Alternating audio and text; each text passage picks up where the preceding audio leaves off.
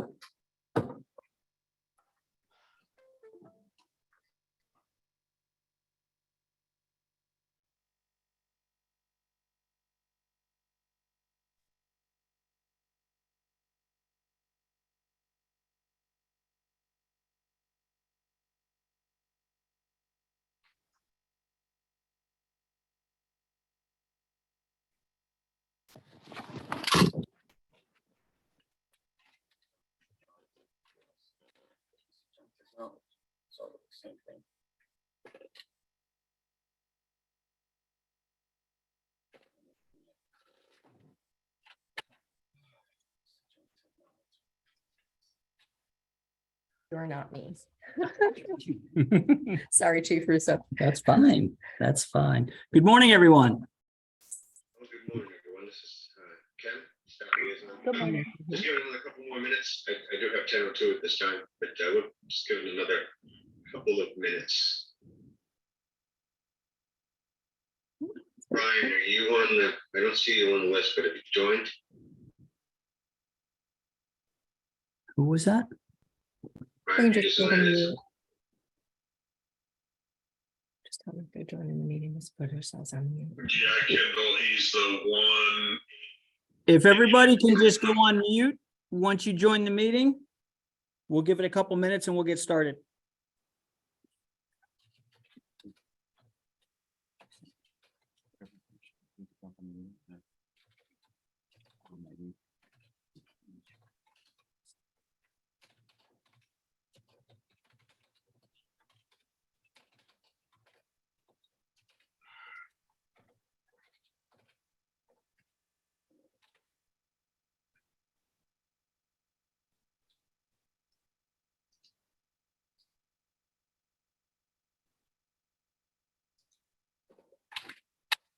Folks, thanks for your patience. We'll be with you in just a moment.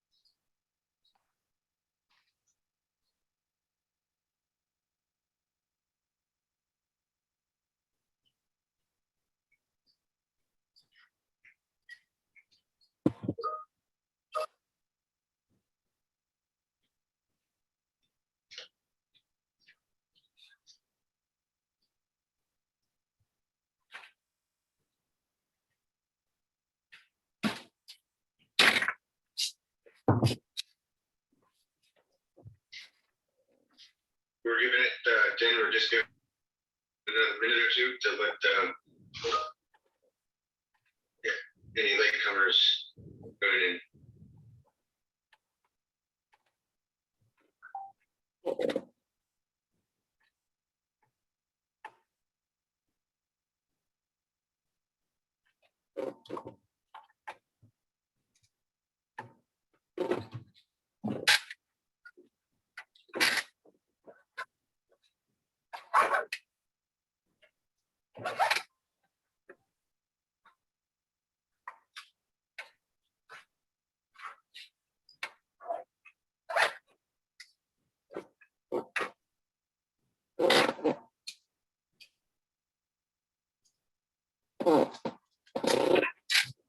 Good morning, everybody. This is Chief Russo. Welcome to the South Florida Local Emergency Planning I got Committee 5 meeting. minutes that Ryan, you want to? Can everybody hear me? Yes, we can hear you. Very good. Okay. This morning, Ray could not be with us, so you have the vice chair and Miss Charlene Burke, Good who morning, is the everyone. new, coordinator for South Florida Regional Planning Council, is also with me here to conduct the meeting. So please bear with me as I conduct the first meeting here. So Charlene is here and she'll introduce herself as well shortly. What I'll do is I will share But my we screen want so I can to bring up the welcome agenda. everybody with the Pledge of Can everyone Allegiance. see my And screen? can you guys Those that see are- have the the ability flag to- here? Yes. All right. Morning, Chief. Somebody else is talking. Everybody would stand and Pledge of Allegiance. I I pledge allegiance to the flag of the United States of America and to the republic for which it stands, one nation, under God, indivisible, with liberty and justice for all.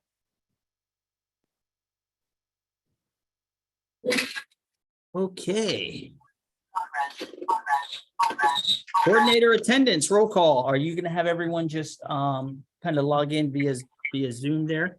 I have a formal, this is Charlene Burke. I'm the new LEPC coordinator for the meeting instructions. If you could just please place yourself on mute.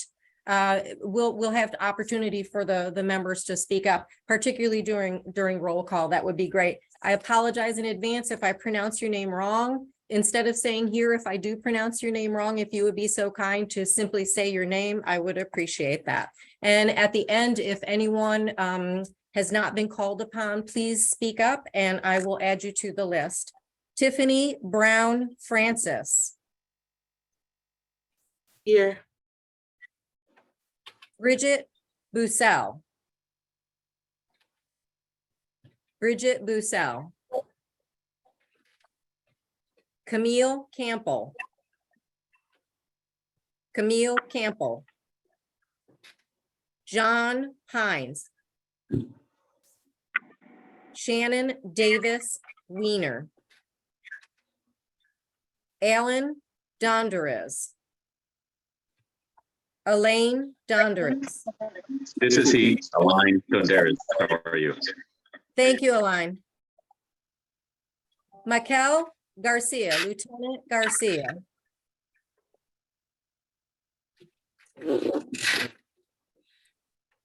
Michael Garcia, Lieutenant Michael Garcia. Miss Lisa Gordon. Lisa Gordon. I'm here. Good Thank you, morning. Lisa. Good morning. Frank Giaconetta, Mr. Frank Giaconetta. I'm filling in for him. He'll be coming later. Apologies. And your name, sir?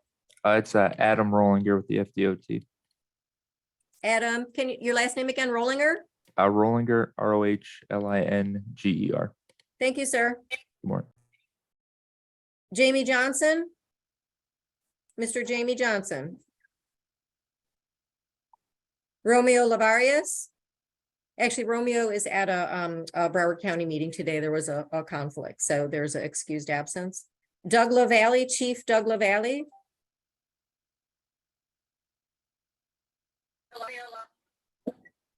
Mr. Jose Lopez.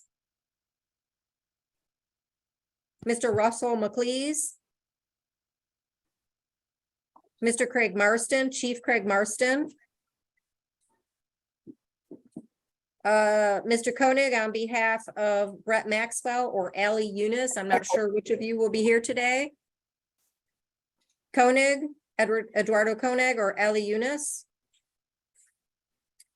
Ray McDonald will explain that. Ray, I'm not sure if you're on the call. AJ Navarrete. AJ Navarrete. Jeffrey Peleg. Benny Perez. Alfred Reed. Axel Rodriguez. Axel Rodriguez present. Thank you, Axel. Chief Russo is with us. Dan Scarborough. Peter Schechter. He's here. I saw his. I saw his name as Yeah. well. Yeah, thank you. Vincent Schonberg. I'm here. Thank you, Vincent. Chief Shaw, Chief Stephen Shaw. Natasha Strokin. Jose Tovar. Lieutenant Alvaro Tonanes. Frida Vaughn. Michael For Frida- Weisberg. If I may, for Frida Vaughn, can you delete her name? She has transferred to a different region. I replaced her. My name's Bill Senish and I'm the rear for DOH. I see you as the alternate. Thank you, William. Appreciate that. Yes, I will be the primary. Duly noted. I'll follow up with you, sir. Thank you. You're welcome. Dr. Michael Weisberg. Mr. Keith Weston. Here. Keith, was that you? Yes, I'm here. Very good, thank you. Richard Whitehurst, Mr. Richard Weishurst. Gabriela Zahora. I'm sorry, was that for Richard Weishurst?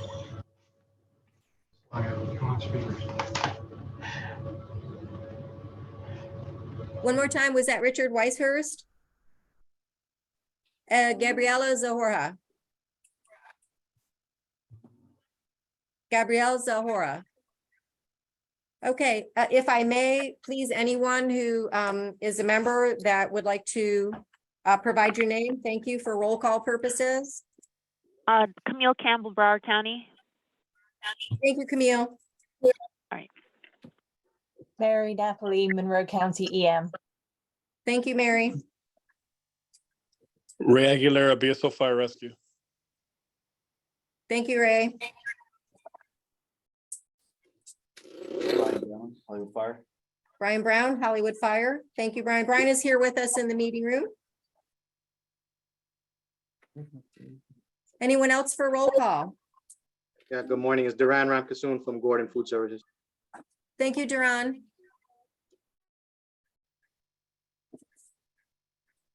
Good morning. This is Kelly Gibbs Winars. I'm with DHS, so I'm here also. Okay, thank you, Kelly. Good morning. This is James McLean, Miami-Dade Water and Sewer. Thank you, James.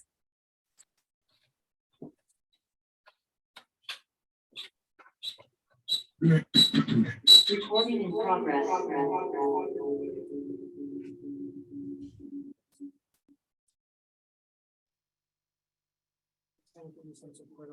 Thank you. Sorry about the echo, folks. We're setting up the recording.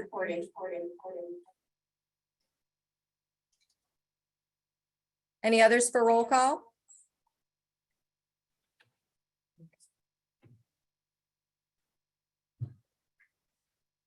All righty. So, Ray, are you on the call? I didn't see. Okay. Well, how do we say this?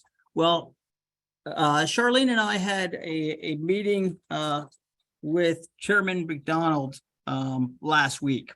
As some of you know, he does have some property and living over on the West Coast, and that was affected by the hurricane and et cetera, et cetera. And now that he's going to be residing over there, more permanent status, in our conversation, he feels it's appropriate for him to start doing more activities on that side of the left side of the state.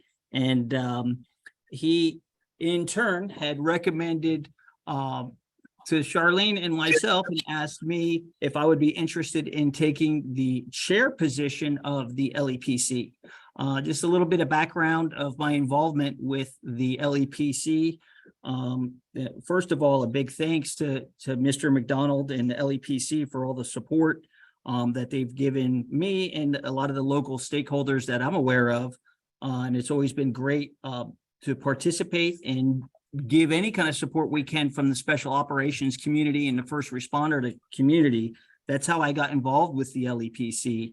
And Mr. McDonald has been serving us very well in that capacity for, I believe I've been involved formally for about 10 years, and I've been around for about 14 years. However, we are definitely at a crossroads, and I will definitely say that as far as the vice chair position and my comfort level there was good. I definitely have some things to learn and want to get more involved with the LEPC. So we just wanted to put it out there that he did, I don't say nominate, he did, what is the term, Charlene? Recommend, an official recommendation for my takeover as the chair, which would in turn put up a nomination or a vacancy for the vice chair. So what we're supposed to do in the meeting is go over the recommendations, nominations. I want to hear if there's any other conversation to be had. My recommendation to take over my spot would be Lieutenant Brian Brown from Hollywood Fire Rescue. Full disclosure, my only concern with that is I do not want the board or anyone to think, oh, wait, now all of a sudden we've got a chair and a vice chair that are both from the same entity. I don't believe that there's any way, shape, or form that could be misconstrued. But I just wanted to put that out there. And do we have any other conversation on moving forward with James Russo, Hollywood Fire Rescue, taking the spot as chair of the LEPC, South Florida LEPC, and secondarily, Brian Brown, Lieutenant Brian Brown as the vice chair, or is there any other conversation on that? And I'll just pause here. Make a motion. And we need to make a motion. Yes, Robert's rules, right? We Yep. need to make a motion on the floor to accept Mr. McDonald's recommendation or reject it, and or my recommendation, reject it for the positions of chair and vice chair. I guess we should do those separately, right? Yes, let's amend that. Let's do that first for the chair, and we will do to make a motion, accept or reject Chairman McDonald's recommendation. Move to accept and recommend Chief Russo. Was that Pete? Yes, sir. Thank you, sir. We need a second.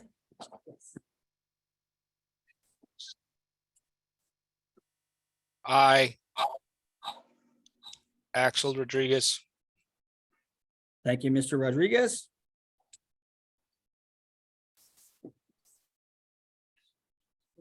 Okay, so motion, I'm looking for a motion or a conversation in reference to the vice chair position. My recommendation would be Lieutenant Brown, Hollywood Fire Rescue, but we're open to conversation. Chief, Yes.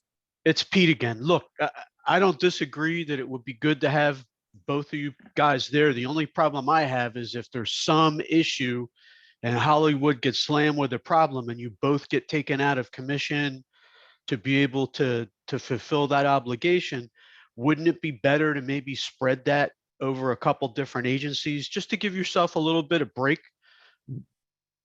Understood. This is exactly why I wanted to have the conversation, and that's why I wanted to put it out there. Absolutely. So We also have the opportunity for pro tem. So in the absence of the chair Mhm. and the vice chair, we can appoint a pro tem to run the meeting. That my concern, and I'll finish and be quiet, is that it's such a critical role, I think, because of where we are and how we're going to transition, as you're alluding to, and try to meet these other challenges for the region. I'm just curious if it wouldn't be good to maybe just see who else is out there, even if you were to leave that role unfilled for this meeting in the interim, and let other people either self-nominate or have other people nominated. It's just a recommendation, and this comes from dealing with a lot of ad hoc NGOs and stuff outside. Peter, I will take your recommendation. I can also tell you that I've chaired several committees and still chair several committees before. And a big part in my mindset of being the chair is listening to what everybody is telling you. All right, this is what we need to do. That's why I wanted to kind of throw it out there. I agree. If we want to do self-nominations or nominations, and we can leave that spot vacant for a meeting. I can tell you from being in the position that, having that spot vacant until our next meeting would not be a big issue. I can tell you that's not going to change Lieutenant Brown's daily roles and responsibilities and anything that I give him for the LEPC. He's bright-eyed and bushy-tailed to help out in any way, shape, or form that he can. So I think that is a great suggestion. And what shall we do about the nominations? Do we have an official email that they have to that we would do? Yeah. I can send out an email for the chair. We're set. For the vice chair, I can do a follow-up, and then it can be voted on at the May.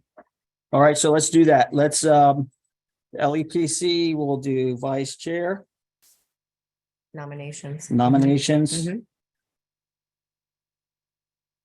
Thinking about it, that way we're not going, as you said, Pete, to a couple critical changes right off the bat.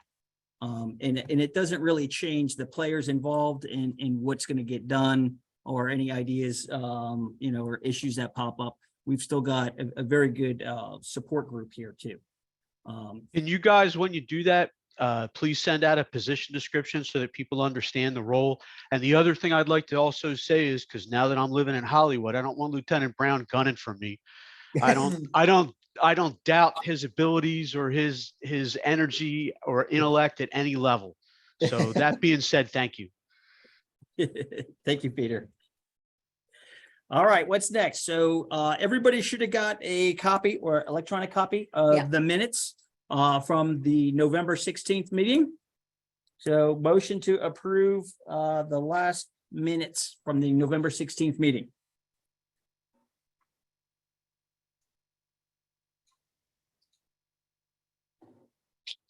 I make a motion to approve the November 16th meeting minutes. And your name, please? Marie Sullin, Sullin. Thanks, Marie. Second.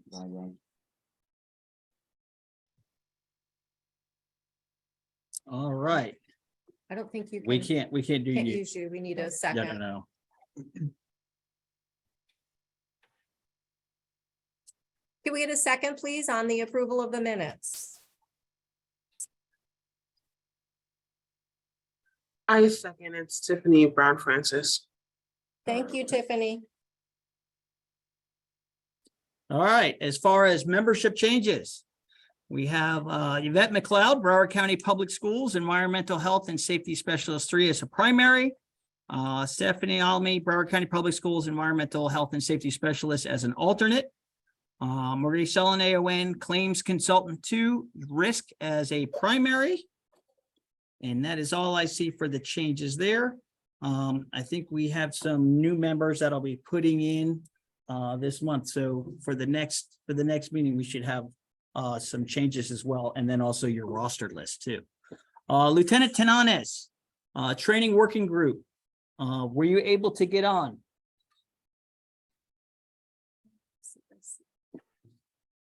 Let me just check real quick. I'm not sure. I do not see him. Numbers, a couple call-ins, but I'm not sure. Well, lucky for all of us, I also participated in a lot of this training. So I feel comfortable with talking about most of what we have going on here as far as training, and I think you have some involvement as well. The anhydrous ammonia training with Publix. So what we try to do on an annual or a biannual level is we try to go to Publix cold storage facility up in Deerfield. It is a major target hazard not only for ammonia, obviously, anhydrous ammonia is the main target there, but there's a lot of diesel, there's a lot of different types of machinery, there's a lot of cryo there. There's obviously, when something happens there, it has potential for a major release.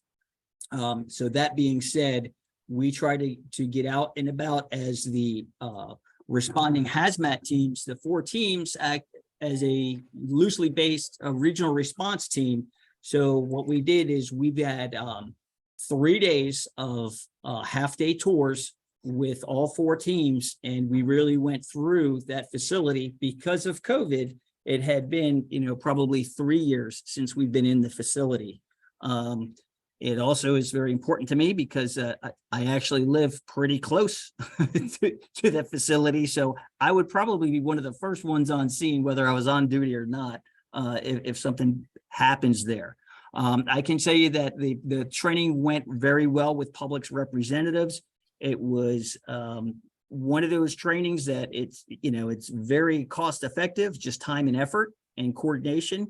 But very beneficial to pre-planning and the mission of the LEPC.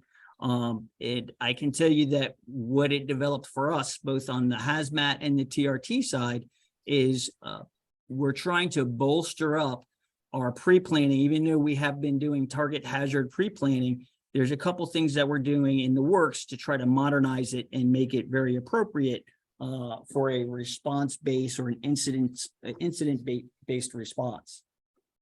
So the 10th annual Hazmat Symposium, I can tell you that for the 10th year, they really pulled out all the stops.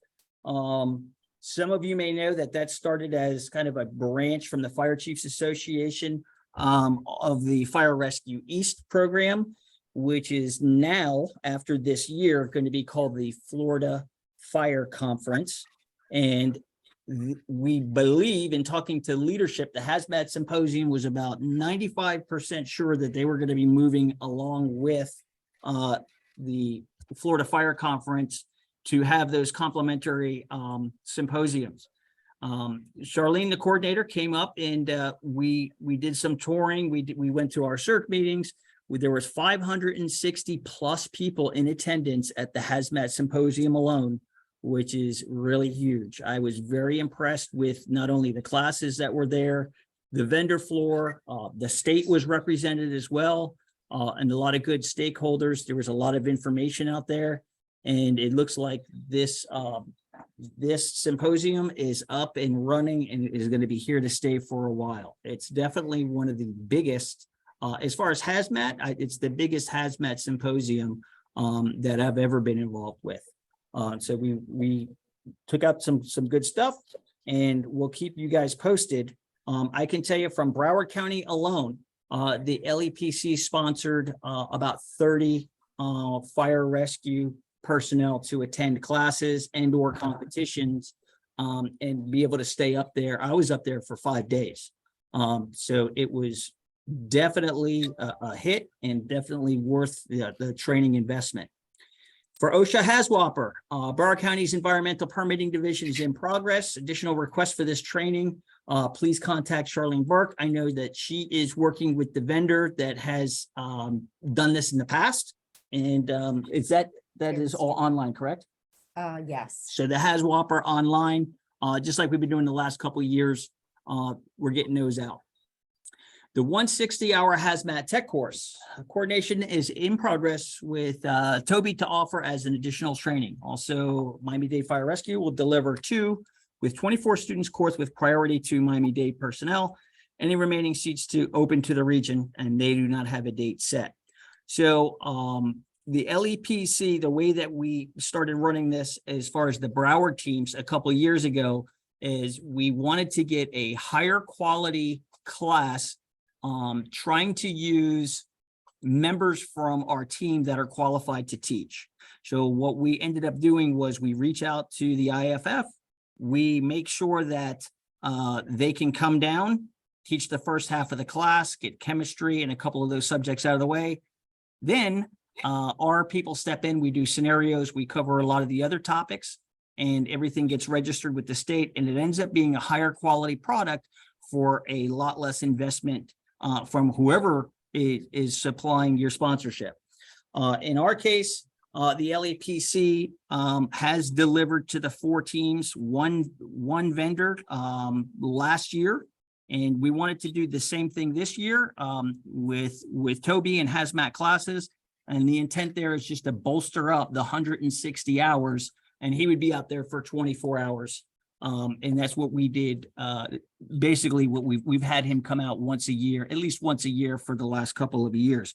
It looks like Miami is doing a very similar thing.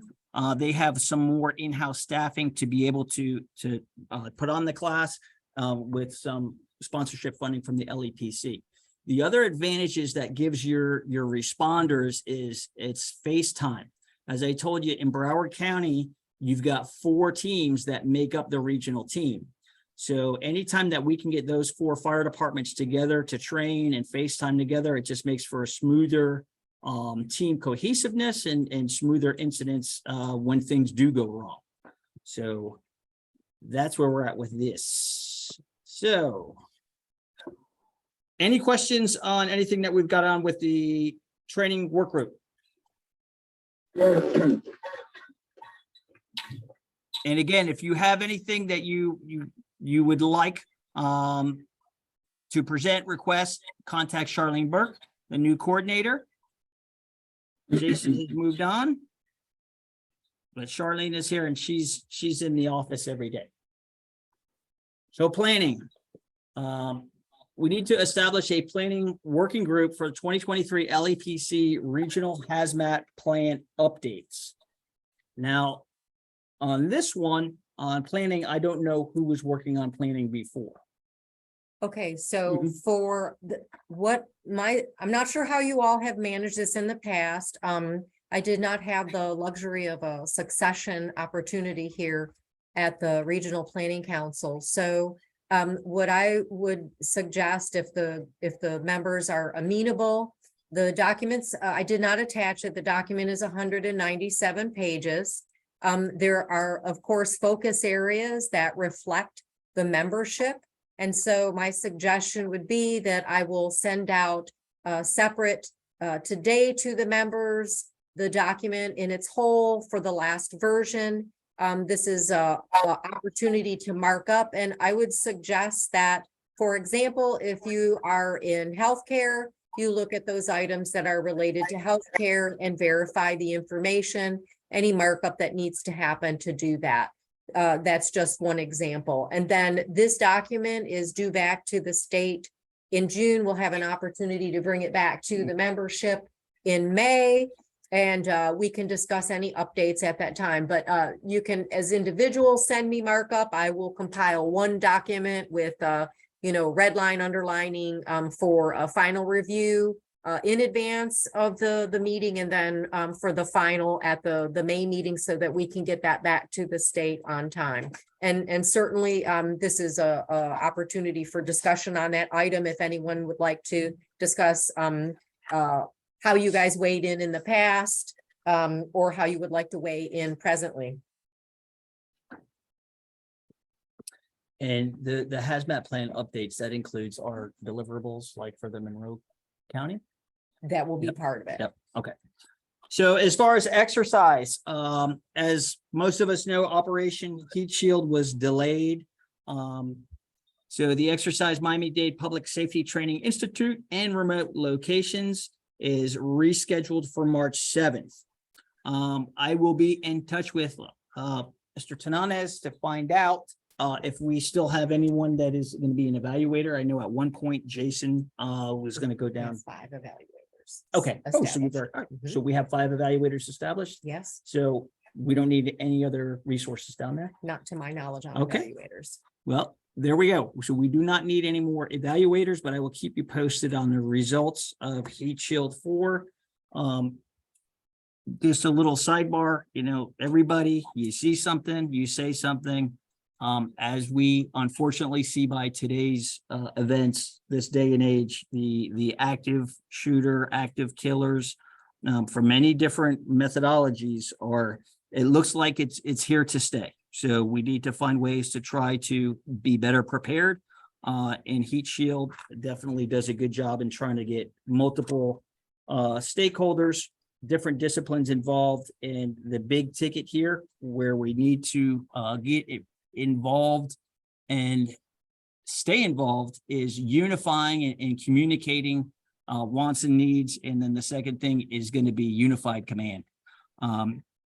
So the LEPC exercise in August, we actually did our exercise with the double flare-offs.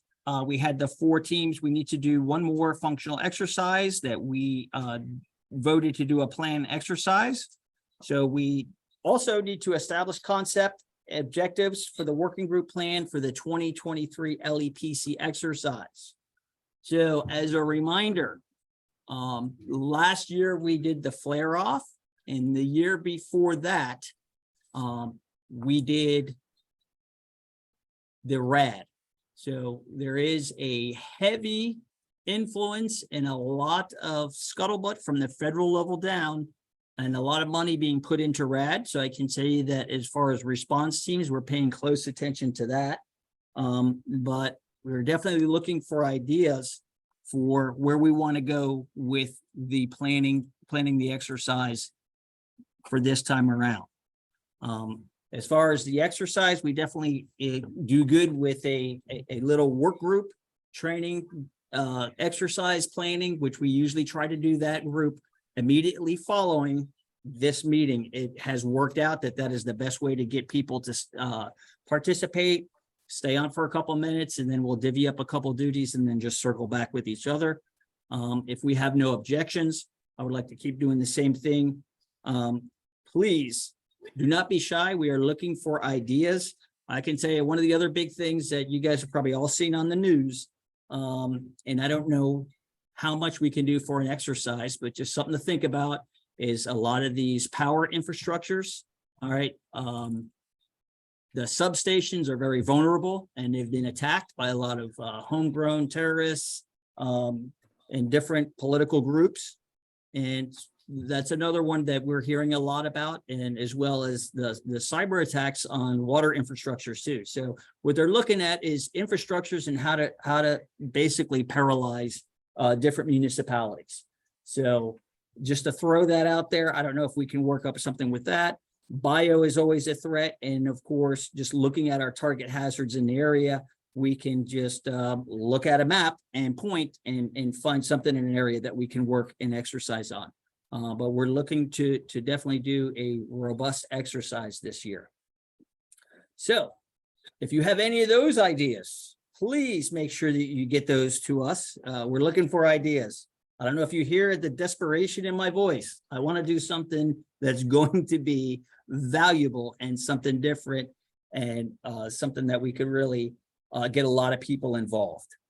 So you can stay on the call at the end. Sure, we can actually start out today, no time like the present, to get it started, and we'll see where that'll give us a line in the sand, and we can go from there. I wish we had Chief Tananez on, but I'll circle back with him later on today. So Charlene, this is your report.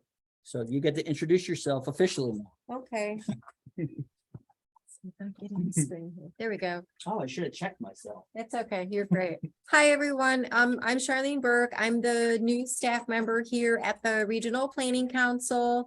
And it is my distinct pleasure to be able to serve as staff in the capacity for this illustrious board. So I'm very happy for the opportunity, and I'm going to work hard for you and Chief Russo and Tananez, and just to make sure that whatever your needs are, that I help get those met. And hopefully in time, with my background in grants, I can help to figure out a way to bring down more money that will help you guys to get more training. So I'm going to keep my report section really brief.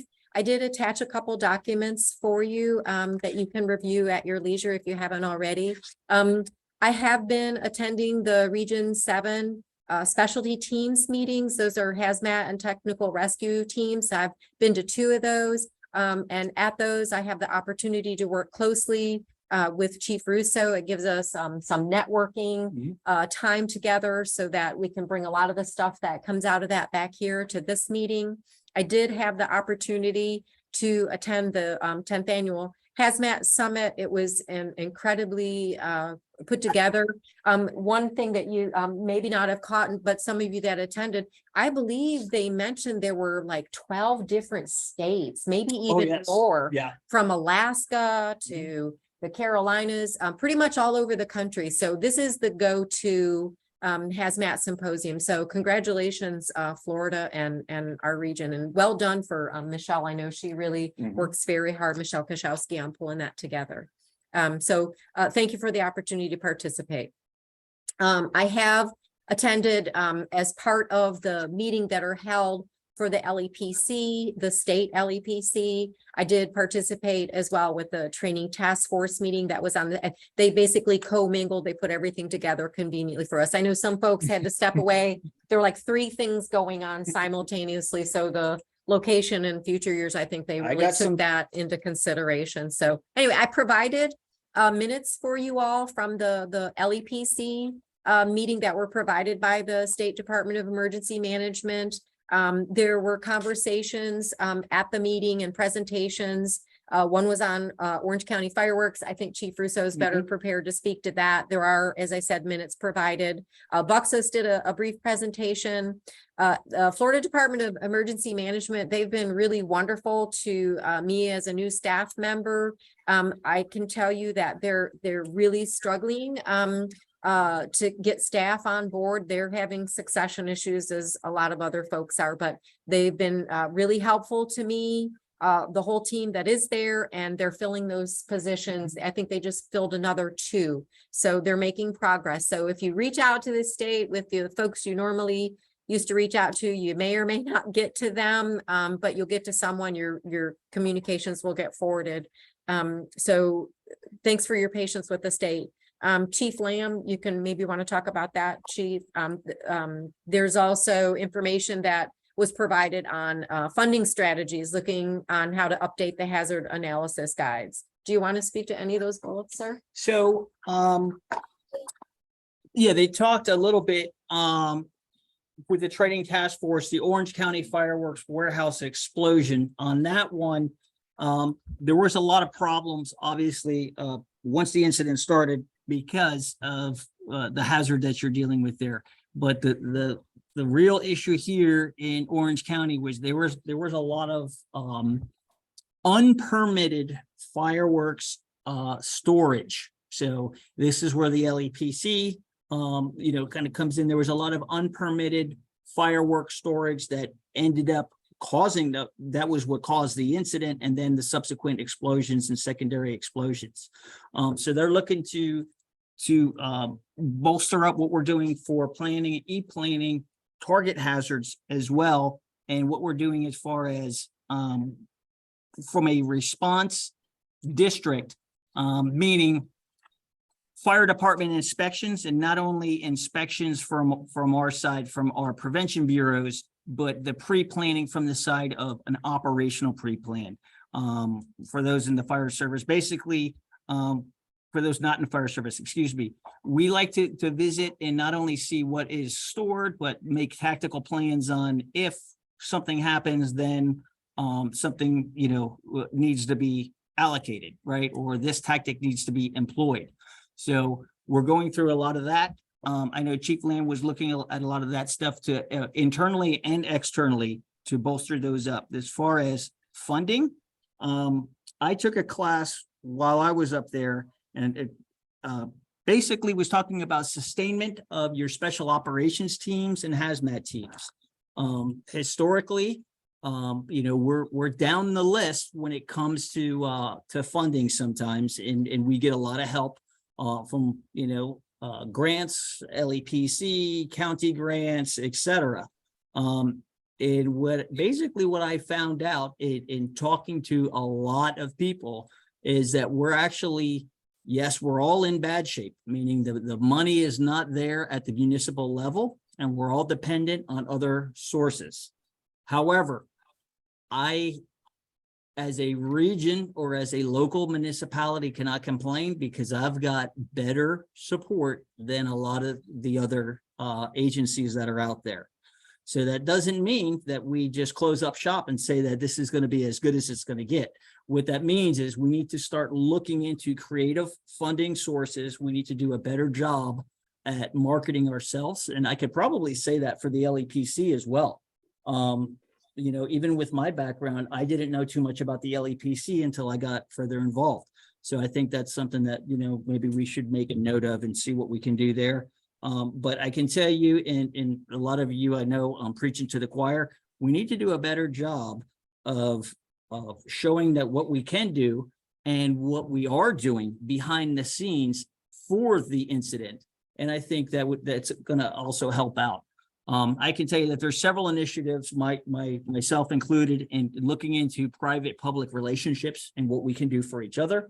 And there's not always a funding source tied to that, but it's this is what we do, and we're here, and we'd be happy to do this. And you just build those relationships. So I can tell you that we're doing a lot of that. Let's see. As far as the Buxus, I did not get to see the Buxus. I know Buxus has a lot more pipeline integration and a lot of information out there than even is on the FDEM site. But I did not get to see that presentation, so I won't speak on that one. So let's see what else we've got here.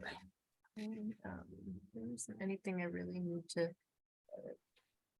Not to belabor the point, the bullets are provided. These are the different activities that I have been involved in. I guess the next, I did conduct a workshop for Tier 2. We did that this week on Monday. That's a general education for Tier 2 facilities. I'm doing some ongoing training with ePlan, working with the state. I think the most important thing is having communicated with the state on the meetings that we are having, the LEPC meetings. It was the recommendation of the Florida Department of Emergency Management that as quickly as possible, we try to come back to conducting in-person meetings. So our next meeting in May will be in person. Primarily, we will offer a hybrid option. We'll do Zoom again, but Chief Russo and I spoke at length, and even with Mr. McDonald, the value of the in-person meetings. And so that's going to be the direction moving forward. Chief Russo, would you please, I can certainly introduce, but would you like to talk about the Thomas Yatabe Award and you're receiving that, which was a surprise, which was wonderful. Well, what part do you want me to say? So Mr. McDonald and Charlene kept this as a secret from me until I was actually in a meeting. And without making a big story of it, I almost didn't get this award because I was one of those guys that had to hop from meeting to meeting to meeting. And I was about 2 minutes away from walking away. And I looked up and Charlene is pointing at me and saying, "Go look, that's you." And my name was on the board. So I was nominated for the Thomas Yatabe Award for efforts, I guess we did last year in putting together the double flare off in the exercise and getting the 4 teams together. What we actually did was we did a simulated accident that breached or potentially breached, and we had a propane active leak next to a structure. So we had a couple of teams check that out. And then we ended up doing a double flare off. So we had a flare off, and then we had a little extra visual punch for everybody involved. So that is why I got the award. Congratulations again. I know that's a so thank you for nominating me. It was a joy and a pleasure. And honestly, I didn't even know I was doing anything. If it was just me doing that with my hazmat team, I would have probably done just about the same thing. I just wouldn't have made them practice so many times. But from when they practice individually to when we got all 4 teams together and they didn't know what was going to happen. You know, when we do drill day, they don't know exactly what the whole scenario is going to be and what's it going to entail. That way we get real feedback on how they were going to mesh together and how everything was going to work. We were able to do it at a closed facility. So we had total control over how everybody responded. And, we staggered times and everything else. So it ended up being a pretty impressive event. So we're glad we finally got that in. Yeah, congratulations. For the State Emergency Response Commission updates, I have attached the minutes from the meeting. Chief Russo, if there are any of these bullets related to the meeting that you want to discuss, please. Sure, You have the floor. I'll talk about this. So the offshore hazmat pilot program, we did remember this from CERC. This is about a 10-year project to get to where we're at now. I know last year was the first delivered pilot that was in Broward County. They really listened to the lessons learned and the input from all the hazmat from South Florida, the hazmat participants from South Florida.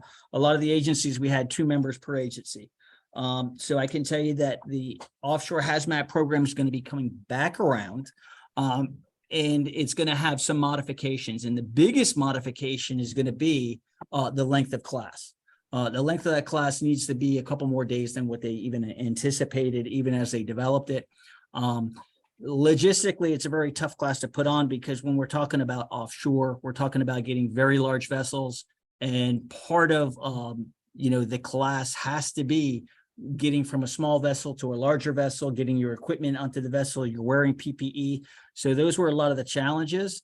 I can tell you that the CERC committee, as well as the Coast Guard, is prepared to keep funding the program. And I will definitely say that I will be involved. I've got a couple of,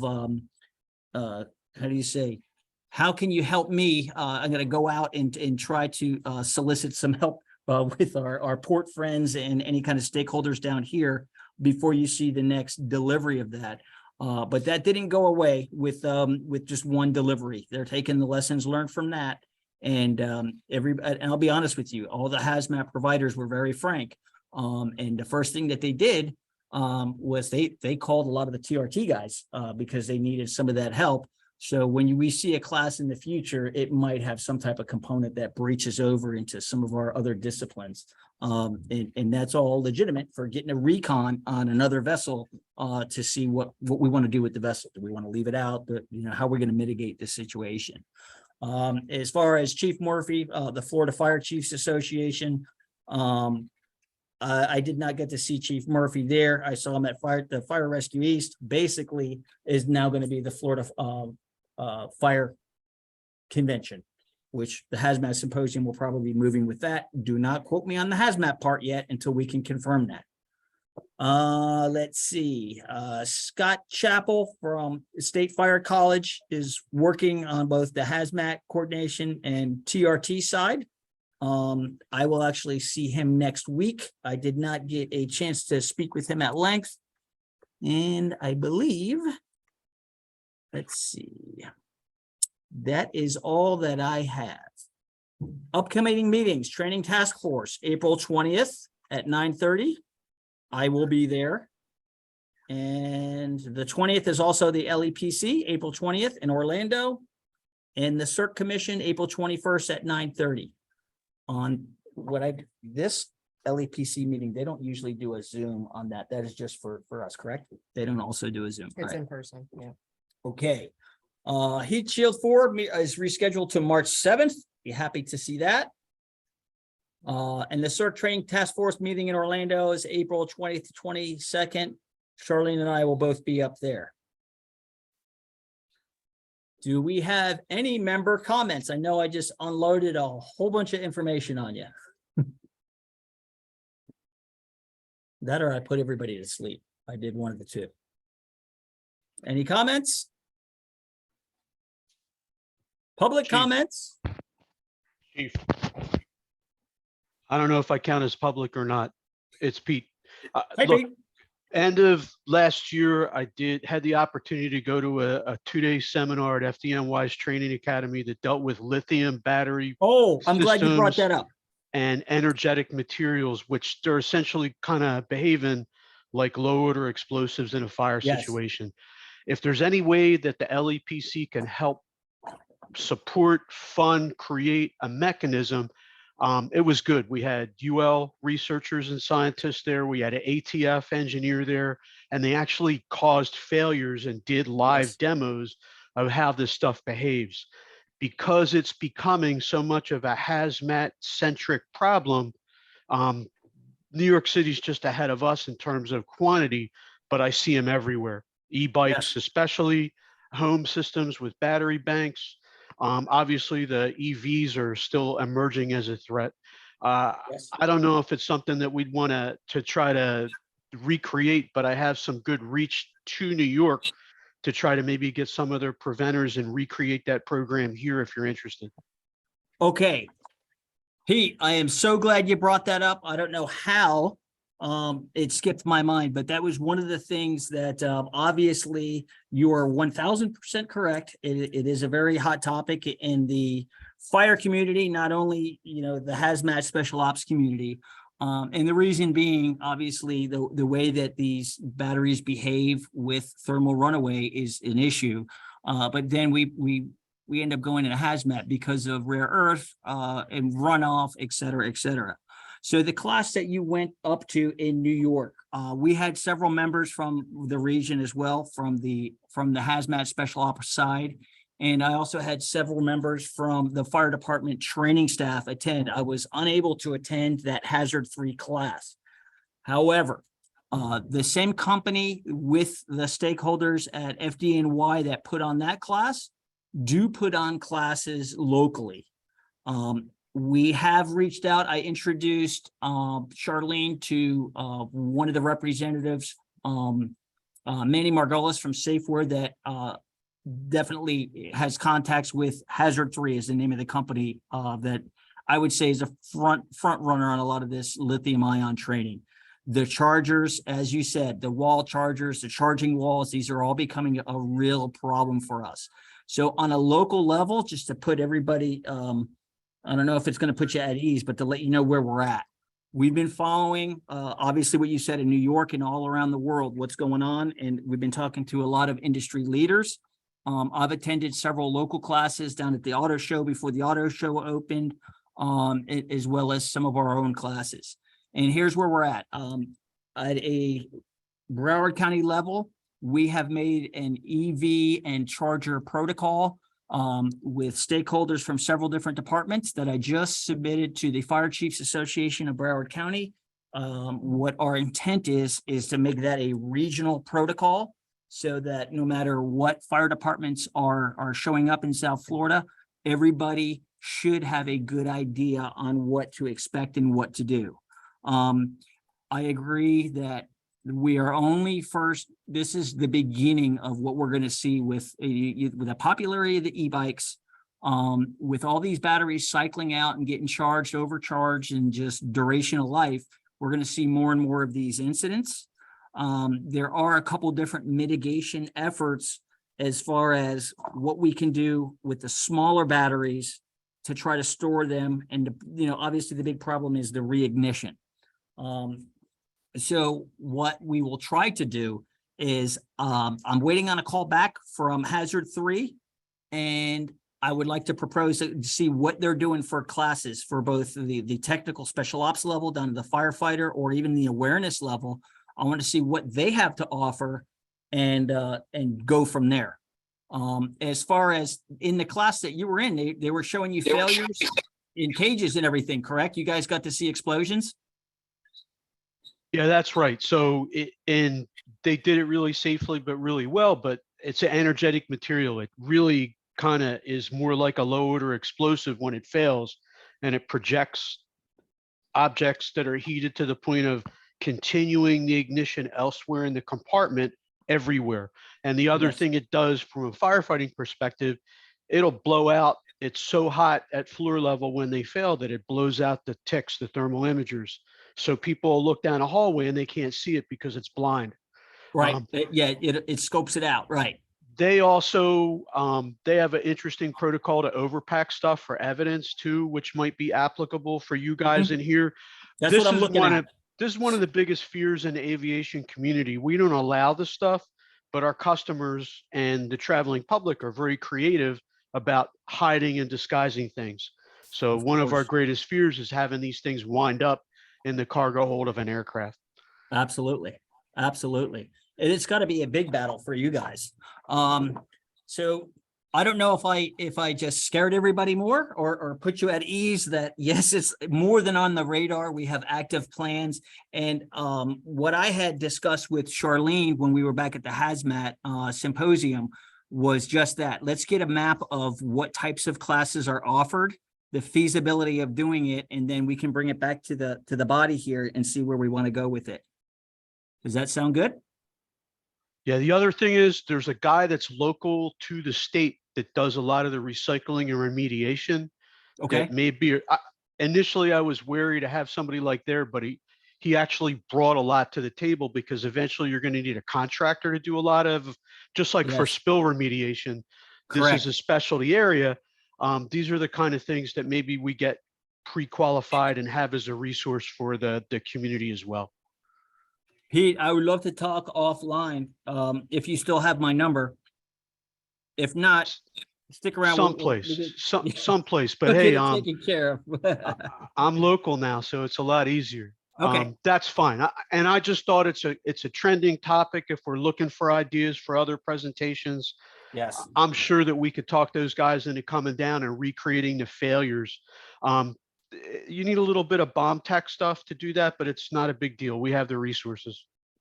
I can tell you, Pete, that some of the guys that were at the class, I've seen some of the pictures, but I don't want to speak on, I know it was very impressive, but I've got guys that were there that are working on similar props, or I should say safety barriers here. So absolutely, I want to do it the right way. And you and I definitely need to talk so we can move forward on this. At a very minimum, we need to get some transparent training, I think, both for the public and for first responders. The special ops guys know of it and it's a challenge.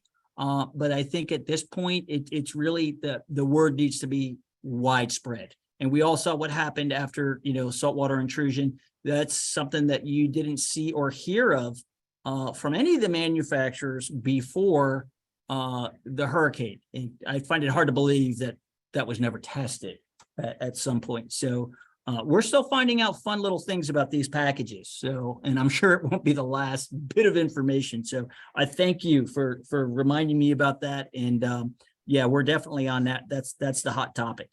One last thing in regards to this, I sit on the Arson and Explosives Committee for the International Association of Chiefs of Police. Mm-hmm. One of the big deals here is to make sure that we educate police first responders, because often they will put themselves in a bad position and trapping themselves, not realizing what's going to happen with these things. So whatever we do, we need to spin something off for them too. 100%. That's a great point. All right. Any other comments, questions? All right. So no member, we had Peter. Any public comments? All right. Next meeting, South Florida LEPC meeting, May 17th. If you cannot make it, or you still want to stay in your sweatpants because you're still doing COVID protocol, we'll have a Zoom. And what is our address here? It is Oakwood Plaza, suite number 250 in Hollywood. I'll send that in. May 17th. And of course, Charlene will send that out. That being said, if there's no other questions, motion to adjourn.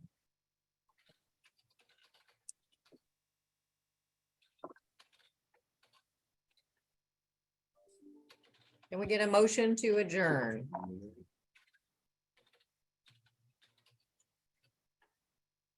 Hi, this is Lisa Gordon. I move to adjourn. Thank you, Lisa. Thank you, Can Lisa. we get a second?